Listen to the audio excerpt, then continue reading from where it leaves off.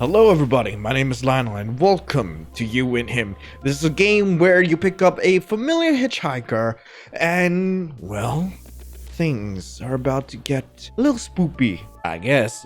I don't know how it's gonna go. Let's get into it. Gone without a trace. Emma Jane Lee. Emma Jane Lee went missing last Friday night on June 16th after she went out clubbing with a group of friends. Her friends last spotted her walking down North Street, heading in the direction of her apartment.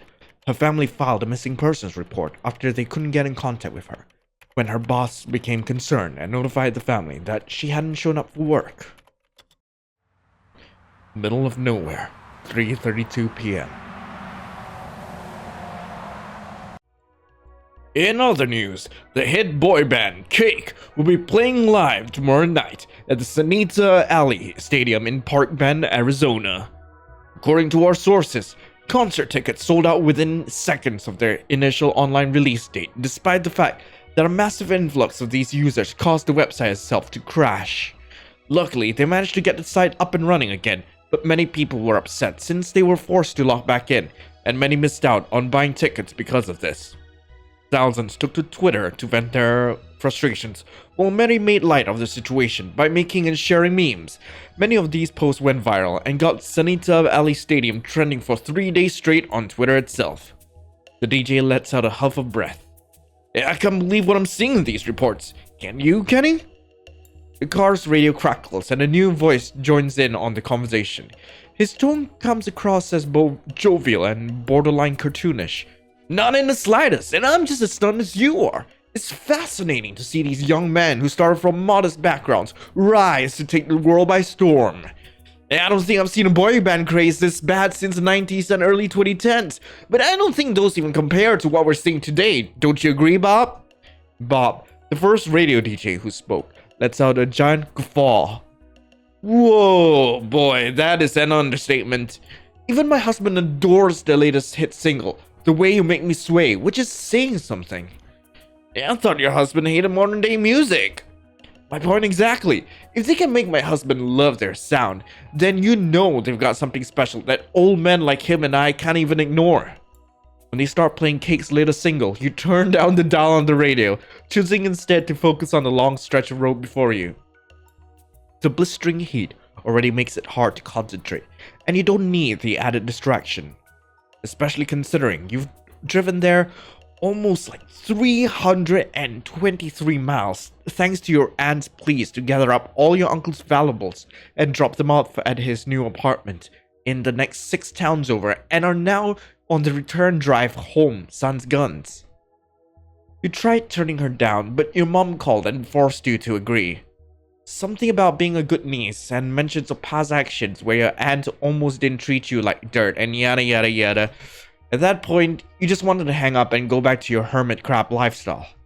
So you agreed and took an obscene amount of guns out from your aunt to give to your uncle. What are we doing with all these guns? Due to the terms and conditions of their divorce, the judge ruled that since your aunt got ownership of the house, your aunt needs to fork over her collection of guns and hand them over to your uncle. Getting the aforementioned guns out of her house was a nightmare. The woman kept screaming every time you loaded the guns into your car. You had to restrain her when she kept trying to lunge for your trunk, saying he wouldn't know if 1 or 2 went missing. When you refused to budge on the matter, she became inconsolable and ran inside the house, shutting herself in the bathroom for a solid 20 minutes before you needed to leave. When she returned, her demeanor returned to normal. Well, at least for her. Relatives are weird, man. Speaking of weird, how long was this stretch of road again? You could have sworn it was a heck of a lot shorter the first go around. Ugh, not to mention, you need a pee. You regret not stopping by the gas station 50 miles back, actively choosing to ignore the huge warning sign that said, next gas station in 100 miles. A terrible decision considering the current state of your bladder. You mull over your lack of options when something in the distance catches your attention. As your car eats up the distance between you, you make the shape of a large lumbering figure walking along the side of the road with their thumb jutted out and raised above their head. Huh. What's a hitchhiker doing all the way out here? Your bladder quakes. Never mind, you don't have time for this. Not to mention the fact that your mother always warned you about shady hitchhikers. Letting this man into your car reeks of future trouble. Best to avoid a situation like that altogether. When you pull up right behind him, you notice a distinct limp to his walk and blood blooming out from his pant leg. Seeing his injury causes guilt to settle in. He's clearly hurt and needs help, and there's no one else around but you. You wrestle with your options when he suddenly collapses into a heap on the side of the road. Shit. There goes your self-preservation. You park just a ways ahead of him and launch out of the driver's seat, praying to a god you don't believe in that he's okay. When you reach him, you fall to your knees and gently nudge his shoulder, only to garner no response. Come on, please be okay. You lean down and press a head against his chest. You feel it rise and fall, and the sound of a faint heartbeat. Good. He's still breathing. You sit back up and gently try shake his shoulders again. Sir? Sir, can you hear me? He's also conscious. Another good sign. Don't worry, sir. I'm gonna call for help, okay? You pull out your cell phone, ready to dial the emergency helpline, when a hand latches onto your wrist in a vice-like grip, and the man beneath you adjusts himself into a sitting position. You're taken aback by the man's fierce gaze glaring at you through a veil of raven-colored hair. Don't call anyone. I'm fine. Yeah, but... Nails dig into your forearm, not enough to draw blood, but enough to warn you he means business. I said, I'm fine.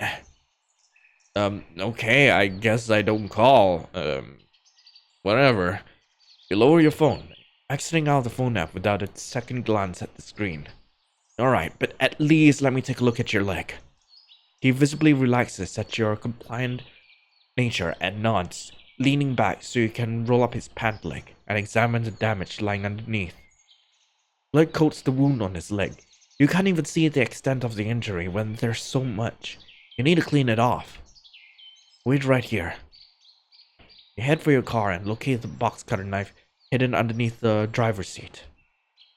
Cutting off the bottom half of your shirt, you grab the one cold but now warm water bottle you brought with you for your mini road trip and use it to soak this stray piece of fabric.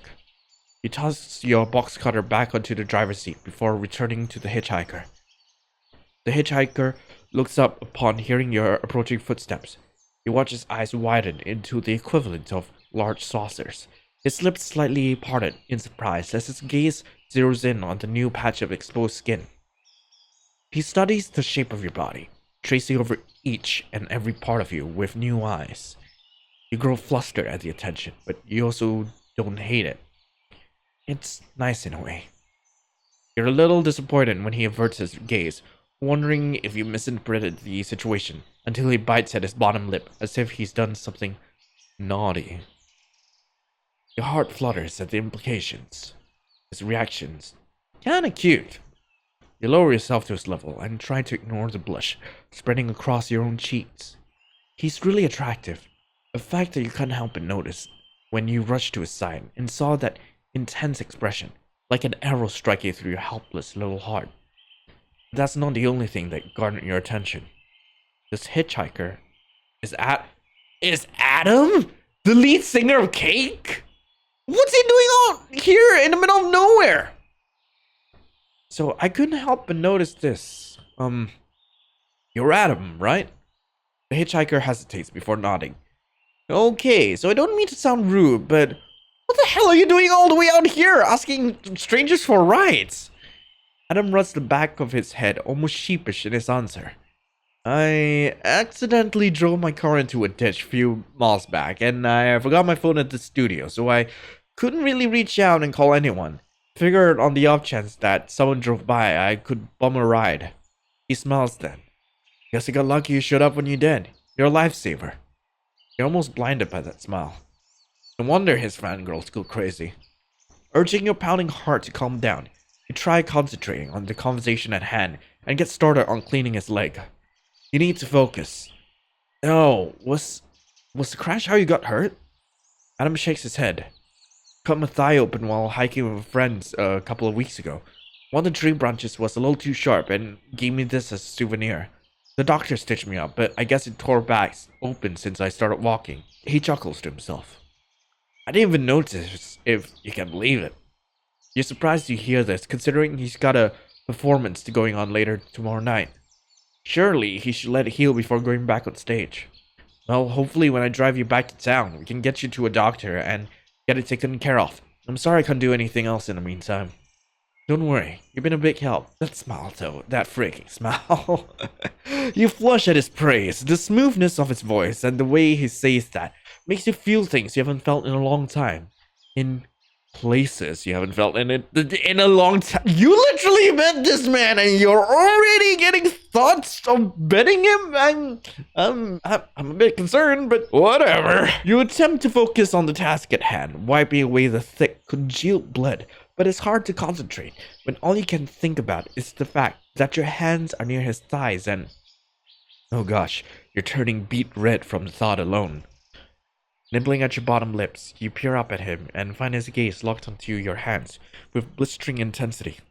You can't tell if he wants to rip your hands off his leg or to guide them towards other more intimate places. Adam? The heat warming your body desires the latter. Something wrong? His gaze suddenly flicks upward and you jump, flustered that he's caught you staring.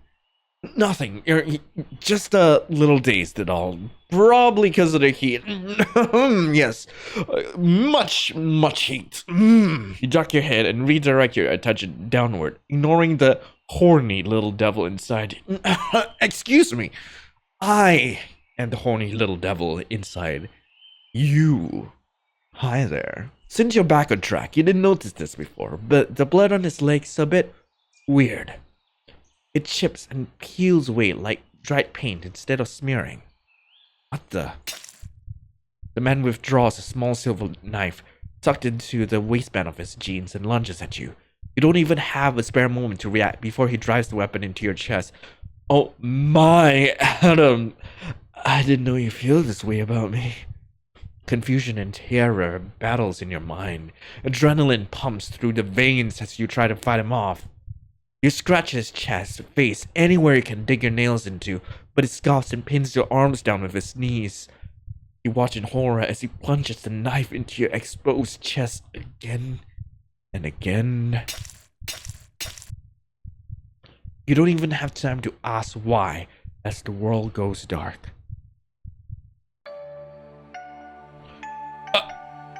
Wait, what?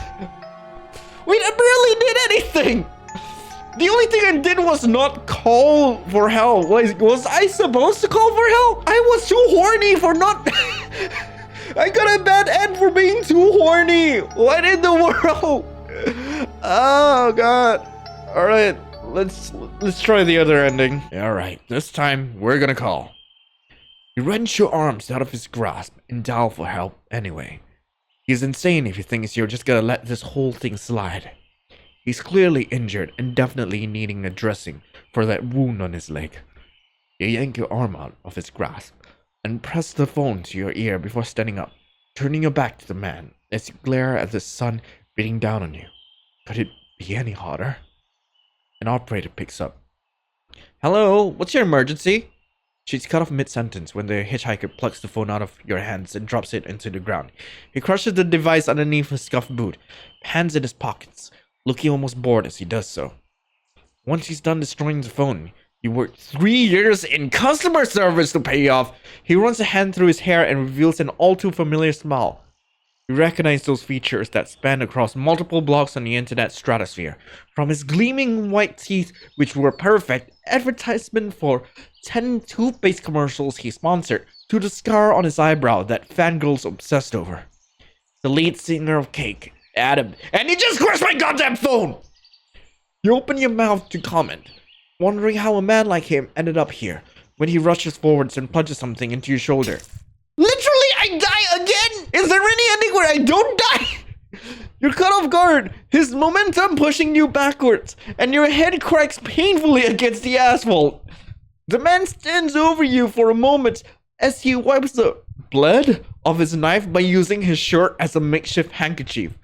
He smiles cruelly as he crawls over your collapsed body with a predatory gleam in his eyes, thighs boxing in your hips, trapping you underneath him as his hands pin your waist over your head.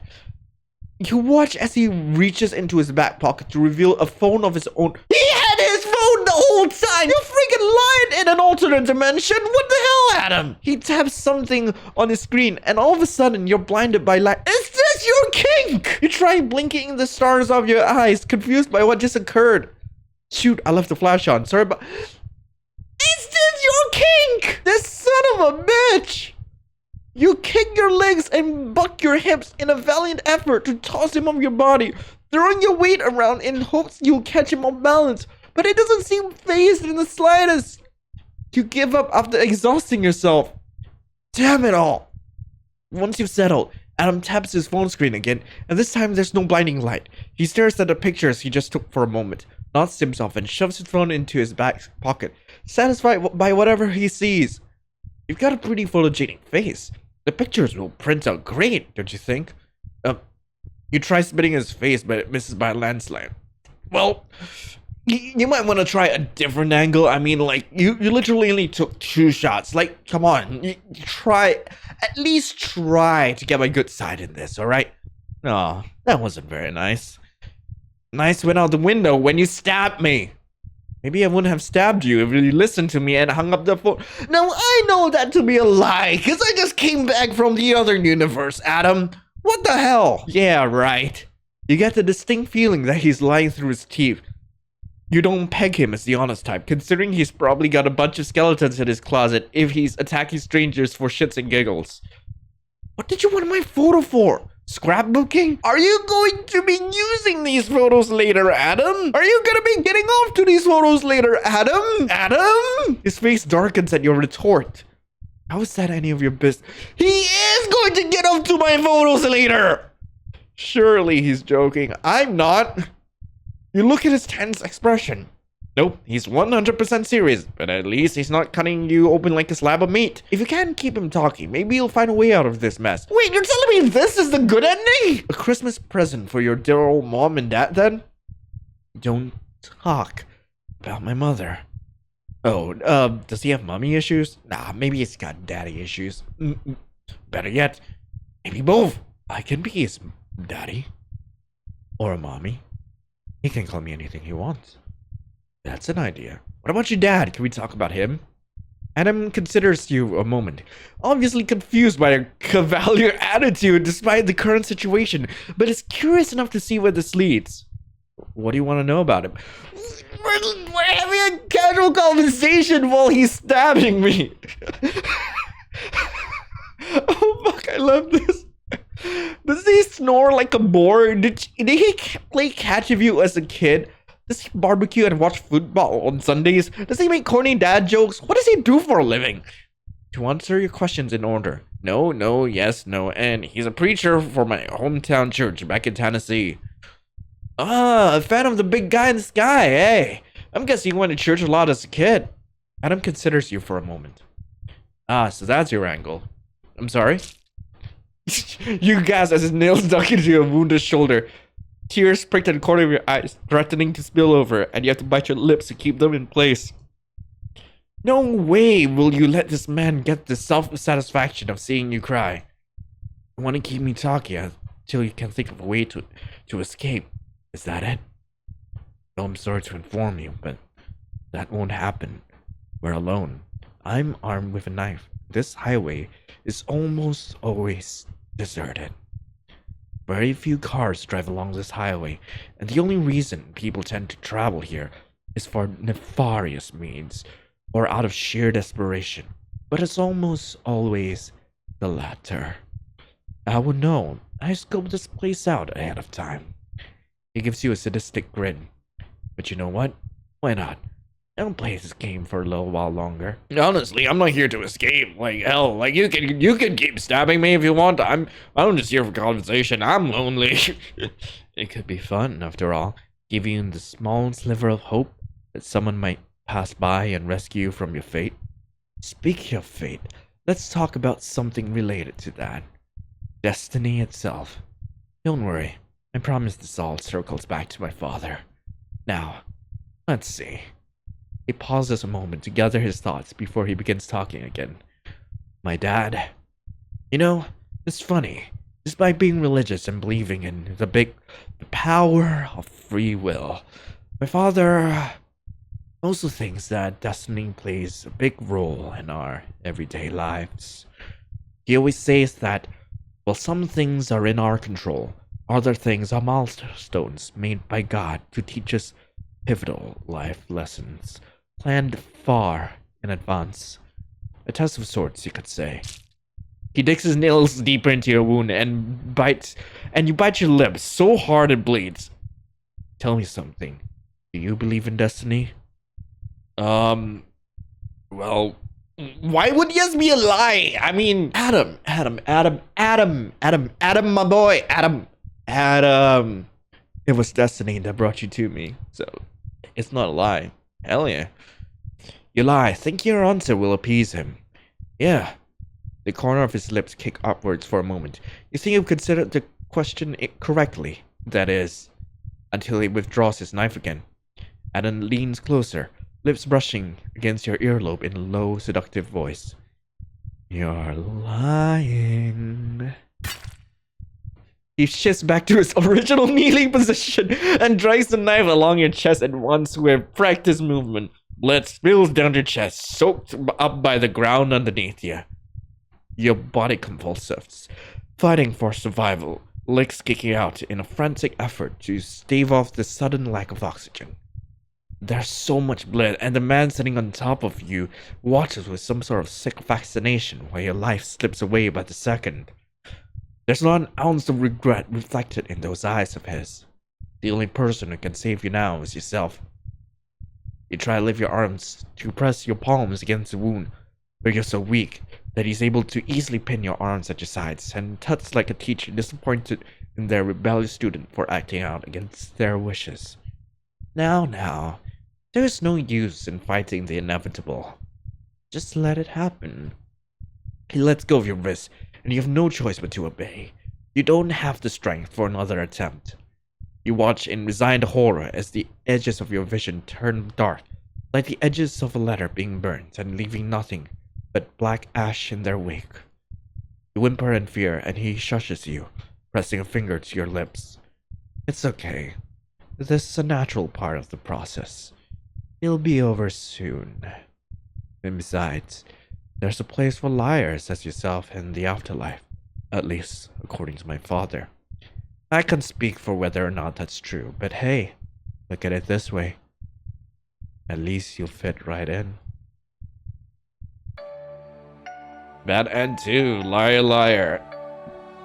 Yeah. Alright, I guess I'll be honest with him and tell him, no, I don't believe in destiny. I mean, despite the fact that, hey, actually, yeah, it's true. I wouldn't believe in destiny if I literally, keep hopping back in time each time I die.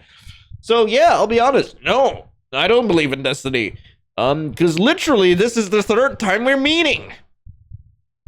Mom always said honesty was the best policy, no matter the circumstances.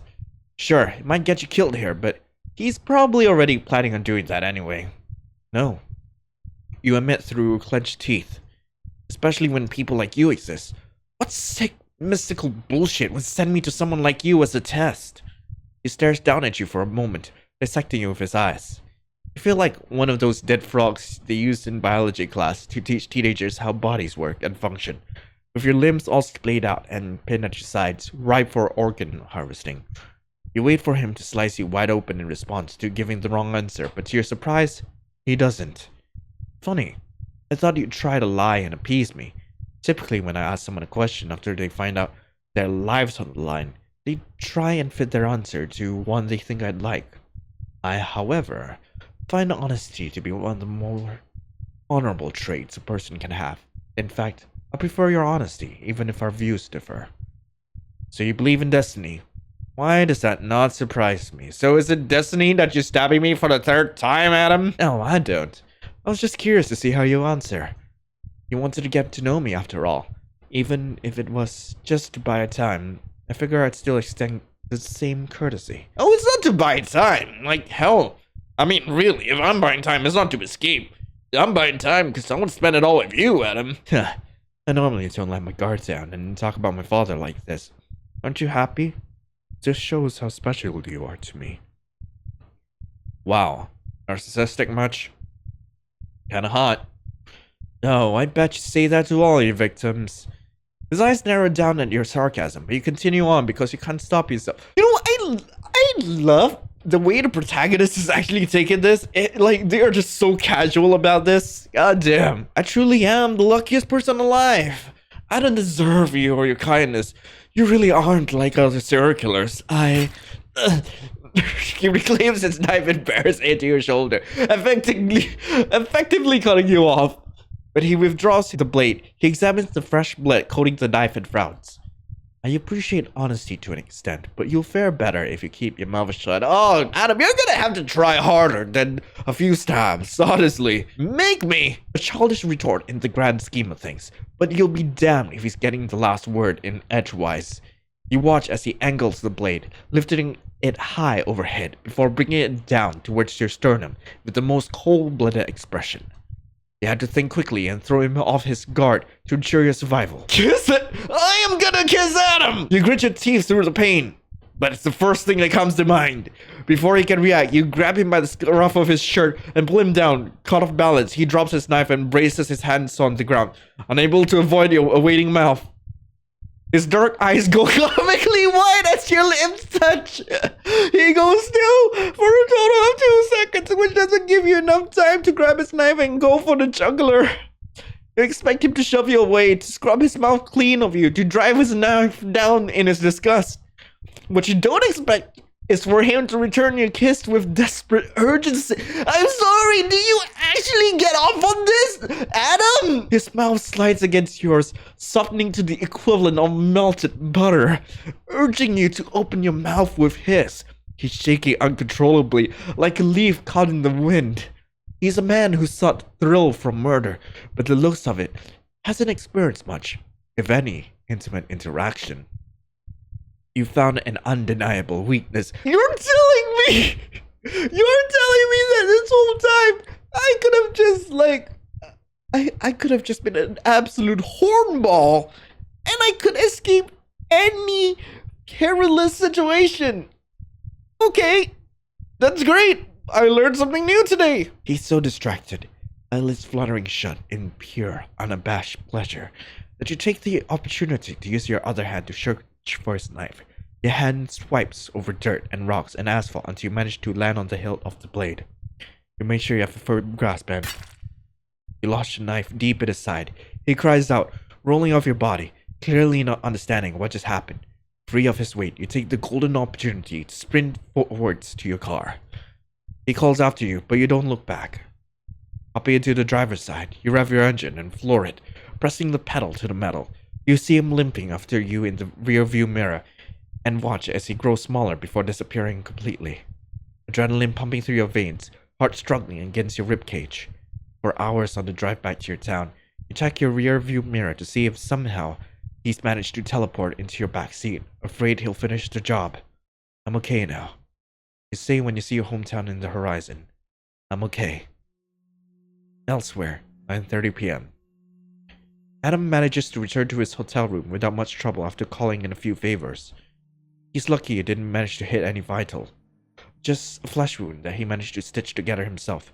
The action of pushing a needle through skin, like second nature thanks to practicing on previous victims. He lies back on his king-size mattress, spent from walking under the crisp sun and getting hurt to boot. The sheets feel cool and oddly ticklish beneath him. Everything feels ticklish since that kiss from hours earlier. Like his nerve endings are standing on end, hypersensitive to everything he touches. He absentmindedly strokes his own bottom lip. He can still taste you, the shape of your body pressed against his, and the way you move under him, ingrained into his memory, a permanent stamp on his consciousness. He wants to see you again, to touch you, to kiss you, to claim you, to mark you. Unwarranted images of you invade his mind, graphic depictions of your body intertwined, fueling his lust and causing his hand to dip down in response. He slowly unbuttons his jeans, unable to take much more of this corrosive heat, needing to get you out of his system when a woman's face flashes behind his eyelids. She stares at Adam in disappointment, tears cascading down her cheeks over her cuts and scars. She shakes her head. Just like him, she mouths. Adam gasps and rips his hand away, tears pricking at the corners of his eyes in frustration. I'm sorry. Your face flashes behind his eyelids, the sun illuminating your frame like an angel descending from the heavens. Stop it. You pull him down again. You kiss him. Enough! He chokes out a sob and curls into a fetal position, wishing he could bleed you out of his pores and untaint himself, but you left your mark. If he wants to get rid of this fever, this disease burning within him, he needs to find the source and destroy it. Adam calms himself down by taking a deep breath and letting a plan formulate in his mind. As long as he focuses on future tasks at hand, he can handle this odd feeling overwhelming him and carry out what needs doing. When he opens his eyes, they shine with a determined light, and he promises himself he'll find you again.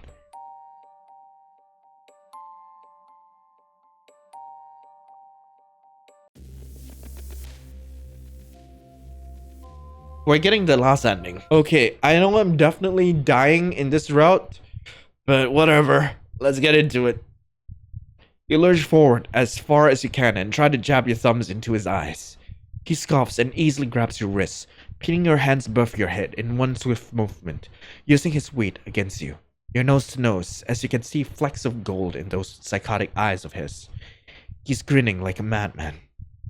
Never pegged you for the violent type. It's not really becoming of you, if I'm being honest, but I'd be lying if I said I wasn't expecting it. You struggle to breathe with the full weight of his chest bearing down on yours. He's enjoying your weak attempts to hold him off. Okay, that's actually a lie. I expected you to cry first, and then fight back when crying didn't work. How about it? Why don't you cry for me? You gasp as something sharp drills into your side, shifting back and forth. Tears prick at the corners of your eyes as you hear the sound of your flesh being sliced into like a butcher cutting meat. You're trembling from both adrenaline and the knowledge that you aren't making out of this alive. Oops, too late. I guess I've no choice but to gut you up like the violent pig you are. Hold still, okay? He drives his knife down the center of your body, starting from your chest and slicing all the way down to your belly button in one swift motion. Agony rips through you like a bolt of catastrophic lightning, vision turning pure white. You try blinking to clear out your vision, but find your eyelids aren't cooperating. No part of your body operates like it should. You know, Adam's voice flitters through the veil of white. I almost thought you were interesting, and maybe even a little bit cute, but that vicious personality of yours changed my mind. You feel him adjust himself over your limp body and can only assume he's lifting the knife again. I'm glad to rid the world of a violent person like you. The blade buries itself into your chest, past your ribs, and pierces straight through your heart. The world goes quiet, and you fade into the white. Thank you guys so much for watching. If you want to play this game for yourself, link to the game is in the description below. And hey, if there's a visual novel you'd like me to play, or any other games really, just let me know in the comments below, or hey, hit me up on Twitter. I'd always love to check out what you guys show me. Anyway, thank you so much for coming. I really hope you have a nice day. And as always, I will see you in the next one. This is Lionel, signing out. Ciao.